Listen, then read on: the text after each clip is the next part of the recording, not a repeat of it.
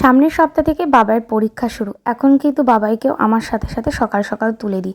ও সাধারণত 7টার আগে ঘুম থেকে উঠতে চায় না, তবে এখন কিন্তু ওকে 7টার আগে ঘুম থেকে তুলে দিচ্ছি। সকালবেলা 9টা পর্যন্ত আমাদের এখন বিছানাতেই কাটছে, কারণ সকালবেলা সমস্ত কাজ ফেলে আগে কিন্তু ওকে খানিকক্ষণ পড়িয়ে নিই, তারপর সোজা চলে আসি রান্না করে। সকালবেলা যেহেতু আমাদের মুড়ি খাওয়াটাই বেশি হয়, সেই জন্য সকাল সকাল তরকারি বানিয়ে নিয়েছিলাম। সকালবেলা কোনো রকমের মুড়ি তরকারি খেয়ে চালিয়ে দিলে কি হবে, দুপুরবেলা তো রান্নাবান্নার আয়োজন করতে হবে।